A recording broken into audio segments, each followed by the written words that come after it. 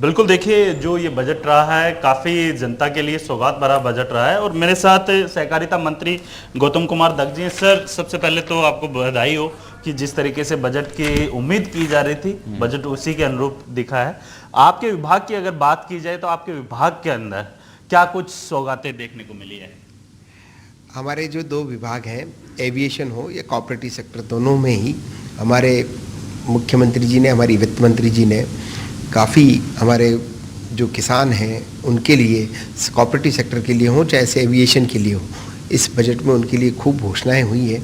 और आप देखेंगे कि किसानों को 5 लाख नए किसानों को हम ऋण देने का हमने इस बजट में वादा किया है। 150 नए गोदाम जो है वो हम बनाएंगे।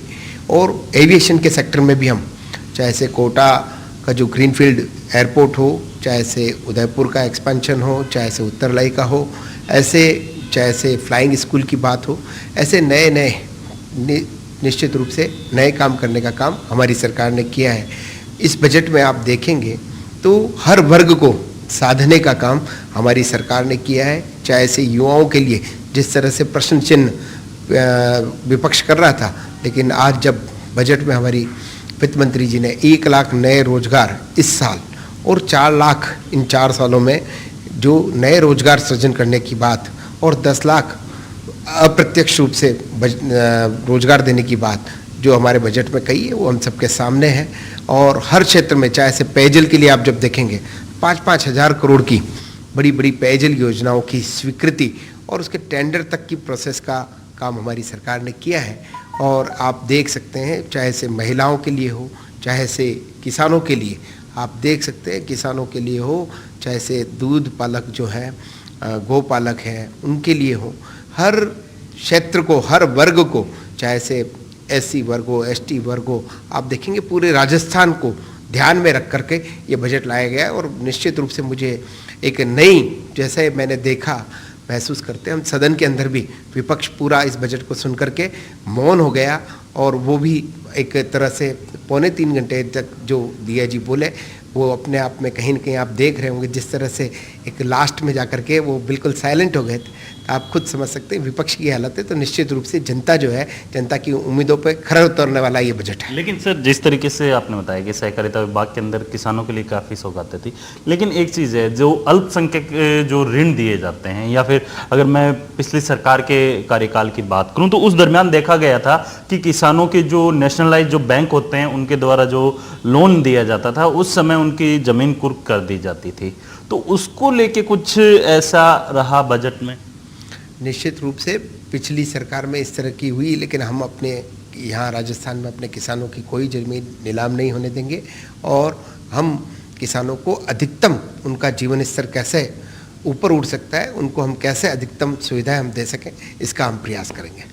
बिल्कुल, मनीष, आपको बताना चाहूँगा कि जो सहकारिता मंत्री हैं गौतम कुमार दग जी, उनका साफ तौर पे कहना है कि जो ये बजट है, चाहे जिस तरीके से आपने देखा कि पूरे विधानसभा चुनाव के अंदर जो युवाओं से नौकरी से जो जुड़ा हुआ मुद्दा था, उसको लेके भी इस बजट के अंदर शामिल किया गया है। क्योंकि आप देखेंगे कि बजट के अंदर तकरीबन हर वर्ष 1 लाख के करीब हैं नौकरियां वो युवाओं को दी जाएगी। इसके साथ साथ 5 साल के अंदर तकरीबन 10 लाख नौकरियां हैं वो युवाओं के लिए दी जाएगी। तो जाहिर सी बात है, जिस तरीके से इस बजट के अंदर तमाम जो वर्ग है उनको साधने की कोशिश की गई है। साथ ही आप देखेंगे कि इसके अंदर चाहे खिलाड़ी हो, युवा हो, या फिर आप देखेंगे कि बुजुर्ग हो, हर यहाँ पे इस वर्ग को यहाँ पे साधने के लिए उनका जो चहुमुखी विकास है उसको ध्यान में रखते हुए इस बजट को यहाँ पे वित्त मंत्री दिया कुमारी ने पेश किया है। जी, अभी आप ले लीजिए उनसे, जिस तरह से आपने बात की वहीं से क्यों लेते हुए पूछना चाहेंगे कि जो जमीन कुर्क होने की बात थी, उम्मीद ये थी कि इस बजट में कोई एक बार अनाउंस होगी कि इतने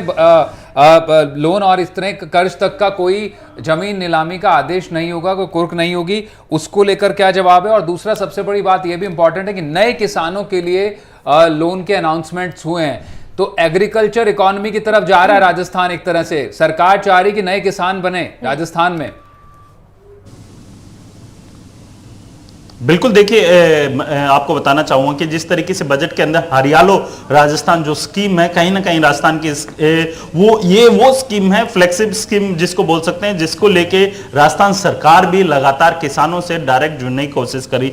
सर मैं आपसे यही सवाल करूंगा कि जिस तरीके से देखा गया है कि पिछली सरकार के अंदर या फिर पिछले सरकारें जो रही है उस दरमियान किसानों की जमीनें कुर्क हो जाती थी। वजह यह रहती थी कि जो नेचुरल क्लाइमेट की वजह से उनके जो लोन है वो चुकता नहीं होते थे, जिसकी वजह से उन्हें अपनी जमीन भी बेचनी पड़ती।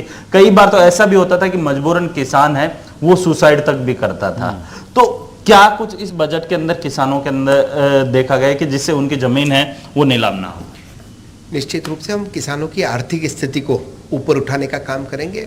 आपने देखा होगा अभी ईआरसीपी की चर्चा हो रही थी, उसमें 2,80,000 हेक्टेयर भूमि पर कैसे सिंचाई हो सके इसकी चिंता हमारे मुख्यमंत्री जी ने की है। कैसे हम पानी का स्टोरेज बढ़ा सकें इसकी चिंता हमारे मुख्यमंत्री जी ने की है। निश्चित रूप से जब सिंचाई का पानी उपलब्ध होगा, 1.5 लाख नए किसानों को बिजली के कनेक्शन देने की बात हमारी सरकार ने की है। आप देखिए हर क्षेत्र में जब उनको बिजली का कनेक्शन होगा, पिलाई करने के लिए पानी उपलब्ध होगा, और जिस तरह से सुविधाएं देने का काम हमारी, चाहे से उनको अल्पकालीन उनको ऋण दे करके कैसे उनको, और आपने देखा होगा कृषि विभाग में अनेक तरीके से, चाहे से डिग्गी, फार्मो पॉन्ड, अनेक तरीके से कैसे भी करके, हाँ आपने हर चीज़ देखी होगी, उनको बढ़ाने का काम हमारी सरकार ने किया है। कैसे किसानों के जीवन स्तर में सुधार हो, उनको जो कठिनाइयाँ पूर्व की सरकारों में आई है वो कठिनाइयाँ नहीं हो करके कैसे हमारी सरकार में जी। कैसे किसान समृद्ध हो इसकी चिंता वीरेंद्र, आप